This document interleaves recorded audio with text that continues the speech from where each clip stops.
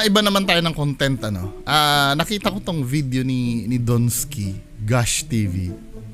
Donsky Gosh TV. Ang title nito ay White Lady sa Wawa Bridge. 'Di ba? Alam naman natin reputation ni Donsky Gosh TV. Dalawa sila ni Kuya Red, Ghost Adventure. 'Di ba? Siyempre in-skip ko na yung timestamp sa 13 kasi tinay ko na yung opportunity na para reaction siya kasi 15 minutes lang yung video. Pero 'di ba, ang gusto ko sa ginawa ni Donsky dito, siya dito, nagpaka-semi legit siya. Hindi, parang, yes, hindi ko pwedeng sabihin kasi na totally fake eh. 'Di ba? Kasi kahit papaano naman, may mga technique si Donsky na ginagawa na pang legit din naman talaga. Pero kaya nga lang, katulad nung sinasabi ko, dumadating yung point kasi na pagka wala silang nakukuhang entity, ay namimeke na sila. Pero as much as possible, kasi nga ganito yan men eh, parang tingin ko kay Kuya Red, tsaka ito opinion ko to. Bihira kasi ako bihira ako magkaroon ng subjective point of view eh. Yung opinion ko lang. Kasi most of the time talagang mas gusto ko objective yung observation ko. Pero this time kasi kay Kuya Red tsaka kay Donsky Gosh TV. Napapansin ko naman may effort naman kasi silang magpakatotoo talaga. Kaya lang, ayaw nila parehas umuwi ng empty-handed. Yung halimbawa, nag-vlog sila tapos wala sila nakita. 'Di ba? Kailangan, kumbaga parang naging motto na nitong dalawa, kailangan by hook or by crook may makita tayo dito. Kinapapansin mo kada vlog nila, may nakikita talaga sila. Imposibleng wala. 'Di ba? Napapansin kasi natin sa legit minsan. Halimbawa, sila Sir Hiwaga at Karunungan, 'di ba? Kung wala talaga, wala. Anong gagawin natin? Wala naman talaga eh. 'Di ba? Na makita. Pero dumadating yung time na tayo pang mga audience yung nakakita. Example yung kay Ma'am Diwata ni Hiwaga at Karunungan, 'di ba? Tayo pa mismo yung nakapansin, yung viewer pa na tinuro sa akin na yung may aninong tumakbo. Hindi alam ni Sir Hiwaga at Karunungan yun. 'Di ba? Doon mo makikita yung pagiging legit. 'Di ba? Uulitin ko ulit, ano ba ang definition ko ng pagiging legit na ghost hunter? As long as na hindi ka namimeke, wala na akong pakialam kung may makita ka doon sa video mo o wala. As long as na hindi ka namimeke, pumunta ka doon para maghanap ka ng multo. Kung wala ka nakita, anong gagawin natin? Wala ka talaga nakita. Legit ka para sa akin. Basta wag ka lang mameke talaga. 'Di ba? Ito kasi kaya ko nasabing semi-legit. Sa bagay, kahit pa sabihin mong peke pa rin eh, no? Nameke pa rin eh. Hindi, gusto ko lang i-defend yung sinabi ko na semi-legit tong dalawa. Kasi napapansin ko naman talaga, may effort sila na talagang maghanap. 'Di ba? Kaya lang talaga ang nagpapapangit lang talaga sa video nila yung gagawa na sila ng peke. Yes, obviously peke naman talaga eh. 'Di ba? Fake naman talaga. I mean, ibig ko sabihin, wag na tayo magtanggi na hindi totoo yun. Fake talaga. Alam mo naman sa sarili mo kung yun ay taong nakadamit lang eh. Halimbawa, white lady, alam mo naman talaga na, kasi nga, alam mo ang itsura ng tao na naka-gown. 'Di ba? Alam mo, kasi may kakaiba kang mararamdaman pagka hindi talaga totoo. Ewan ko kung ba't iba tinatanggap nila as totoo yung nakikita nila. At yun ang ayoko kasing gawin nyo. Kuya Red, kung nanonood ka man sa akin, at Sir Donsky, yun ang ayokong gawin nyo sa kababayan natin, na paniwalain nyo sila sa isang peke. 'Di ba? Tatanungin mo ako, bawal ba yung ginagawa namin? Hindi naman bawal yung ginagawa nyo. Per se. 'Di ba? Hindi naman bawal yung ginagawa nyo as long as nalalagyan nyo ng for entertainment purpose. 'Di ba? Kaya lang, pag hindi nyo nilagyan ng for entertainment purpose, consider na yan na panloloko under Article 318. 'Di ba? Paano mo nasabing sa bagay, ano? Ano lang ang pinaka grounds lang naman sa Article 318 yung may natanggap kang pera eh. So kung hindi naman kayo nang hihingi, hindi na naman bawal. Pero morality wise, alam niyo sa sarili niyo kung nanloloko kayo. 'Di ba? May mga panloloko kasi na kakulong-kulong at may panloloko na hindi naman nakakakulong. Halimbawa, paniwalain ko kayo na ako ay anak ni Bongbong Marcos. Sabihin ko sa inyo, anak ako ni Bongbong Marcos. 'Di ba? Niloloko ko kayo pero kakulong-kulong ba yung panloloko ko sa inyo? Hindi. Pero alam natin na niloloko ko kayo. Parang dito sa paggawa nila ng peking video. Kakulong-kulong ba yan? Hindi. Pero alam natin na niloloko. 'Di ba? Pero pag tumanggap sila ng pera, gamit yung video na yan, crime na yon. Article 318. 'Di ba? Other deceit. Yung sasabihin nyo na alam mo, nakulam ako, 'di ba? Naengkanto ako do sa nakaraan kong video, naengkanto ako, 'di ba? Kailangan ko ng mga gamit para masagupa ang engkanto. Tapos magpapadala naman ng pera, 'di ba? 'Yun ang yun ang uri ng pinagbabawal. Pero yung gumawa ka ng peking video at i-upload mo, hindi naman kakulong-kulong 'yun. 'Di ba? Kaya lang sa morality mo bilang human being at 'di ba? Bilang tao na ayaw natin na lokohin yung kababayan natin. Alam niyo na dapat sa sarili niyo 'yan. 'Di ba? Anyway, ipagpatuloy natin 'to mga men, Nakita ko naman yung effort ito. Parang in-scan ko tong video ni Sir Donsky. 'Di ba? Gumagamit naman siya ng mga equipment na yan katulad nito motion ball ganyan umiilaw nga naman. Incredible. Intense. Wait lang nag-add lang.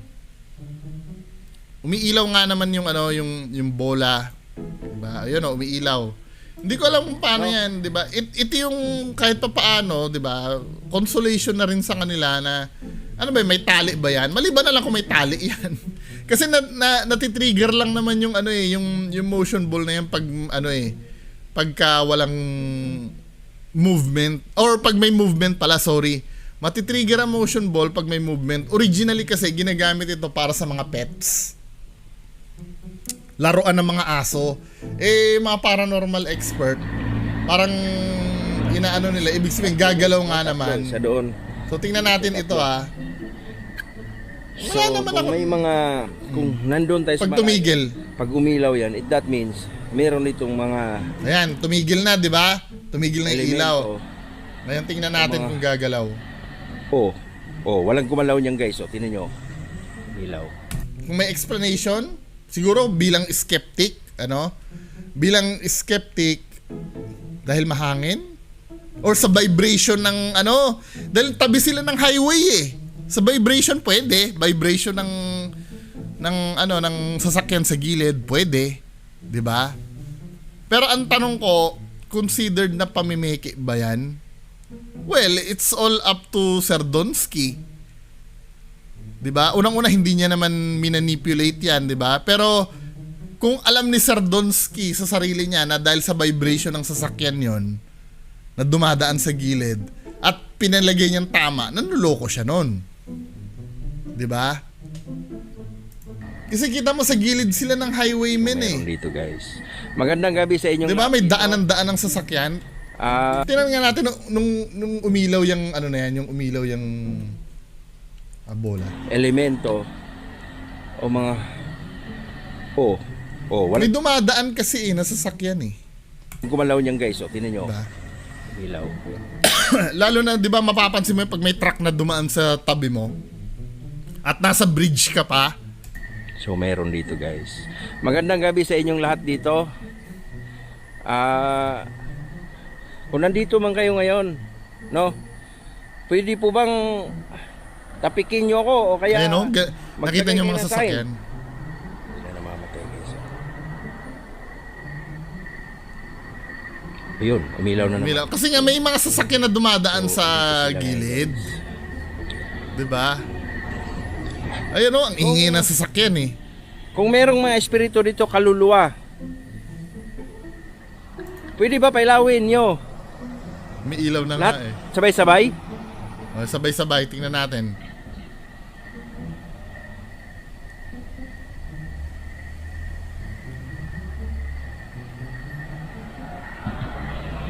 Pwede nyo ba pailawin sabay-sabay? Pag may dumaan na truck siguro.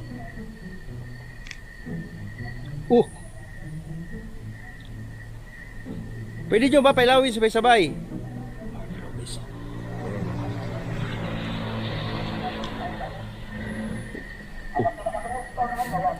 May dumaan na motor sa tabi. Anyway, it's up to you. 'Di ba? Pero sa akin kasi vibration ng daan 'yun eh. 'Di ba? Kasi nasa tabi sila ng daan eh. Syempre mayayanig yung lupa. Anyway, move on tayo ano. Ano natin. Ayun na. Syempre may dadaan uli eh. Ito naman si si Sardonsky. Then ito dito sa meron Guys. part ako nagustuhan dito eh. SLS. Doon sa SLS na na tinutukoy mo. Medyo diskumpiyado ako diyan eh. Kasi nag-download ako ng app na 'yan. Anything na may kakorte ng tao, talaga na-detect ng SLS na 'yan. Kaya nga napapansin mo 'di ba laging yung nakikita nila lalo na si Kuya Red, nakita niya sa SLS, actually XLS yun eh. Kasi nga Xbox camera yon sa Xbox Kinect. Sa application sa cellphone kasi ang inaano niya pattern ng tao. Kung wala siya makitang pattern ng tao, hindi siya magmamap. 'Di ba? Ayan guys. So may nag-dual screen siya. Guys, kabit na lang natin, no? Kabit na lang natin dito. Okay. So, mahirap siya. Mahirap siya kaya may kabitan tayo dito, no? At yan. Hello, magandang gabi sa inyo. Pwede kayong magpakita sa pwede kayong gumawa ng magpakita dito sa GhostTube. GhostTube. So makikita natin sila ngayon guys kung nandito ba sila sa ating harapan Diskumpiyado ako. o sa likuran. Man. Try ko nga yan, may application. Pilitin natin.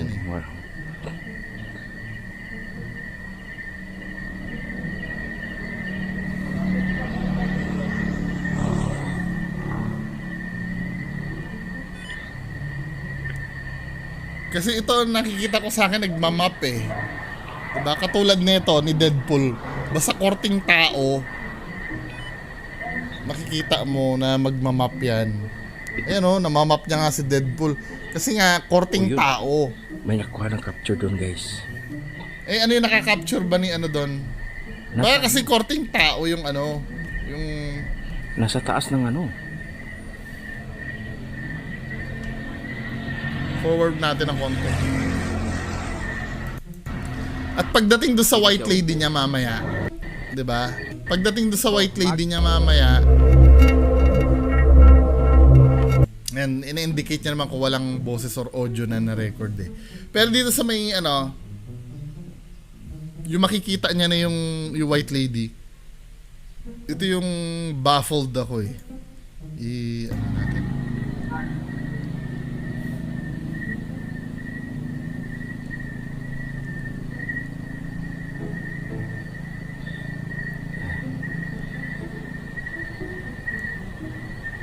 Para may inaabangan siya doon na magpapakita eh. Doon sa dulo.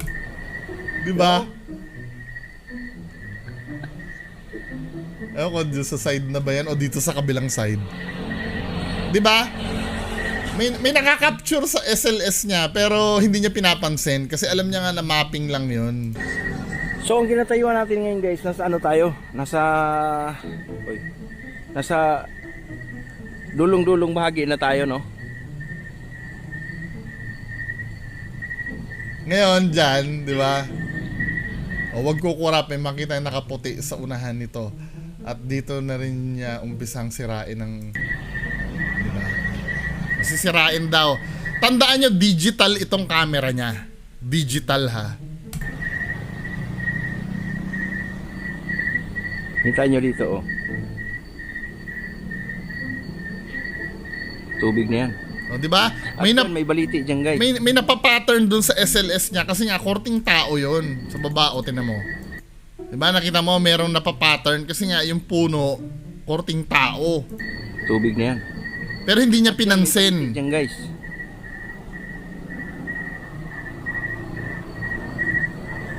Oh my god. Tinan mo yung, ito yung pagkaka-set up ni ni Sir Donsky eh. Tinan nyo, ito yung madalas kong napapansin na cliche sa mga ghost hunter. Kaputi. Ulitin natin ha. Dito, oh. Tandaan nyo, sa tuwing may event na mangyayari, ituturo ng isang ghost hunter. Hindi lang si Donsky ang gumagawa niyan. Kahit sino, ituturo ng ghost hunter sa iba para hindi nyo mapansin yung setup na gagawin. Diba? Katulad nito, out of nowhere, Hintayin nyo dito, oh. bigla niyang titingnan yung mga bagay na wala namang kinalaman sa investigation. Bakit ka magtitingin yan sa baba? Diba?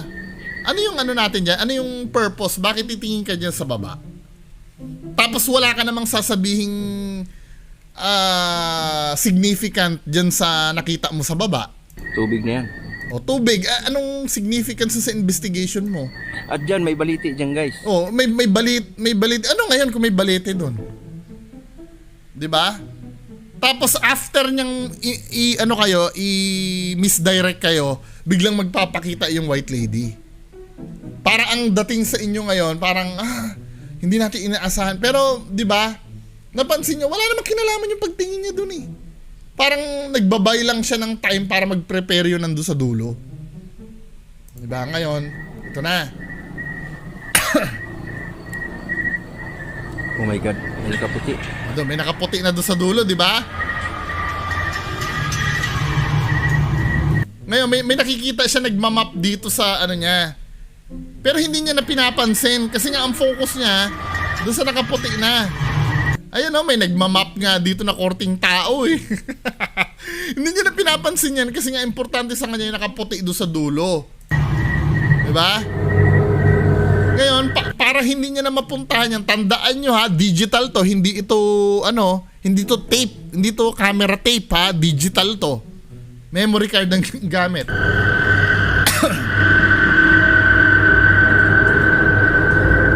Oh! Na-achieve sa editing to men eh. Ang camera na nagma-malfunction, hindi nagre-red. Editing to men eh. Di ba pinatay yung camera, then para hindi niya lang malapitan. Di ba? Pinalalabas yung kapangyarihan daw ng ano yan, ng kung sino man yun yung nakuha ng camera. Editing to men eh. Filter yan na nagiging red yung hindi malfunction yan. Kung ang digital kasi na device, pag nag-malfunction yan, it's either maghahang or hindi na magre-record, mamamatay ng kusa or malulubat. 'Di ba? Hindi ganito ang napaka-cliche nitong malfunction mo eh. Nagfe-fade lang yan nagbo-blurred lang yan, pero yung audio mo nga clear pa eh. 'Di ba? Dapat kasamang nadi-distort yung audio mo.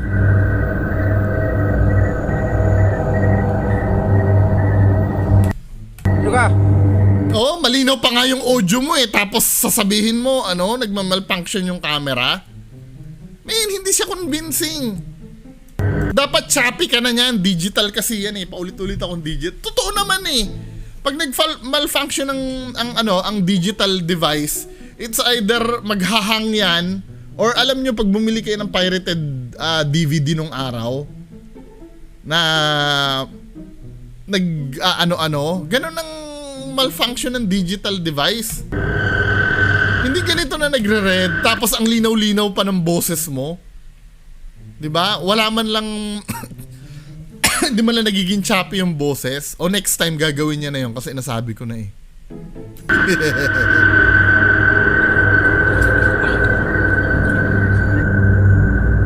Tuluyan na nag-off. Hindi ako naniniwala.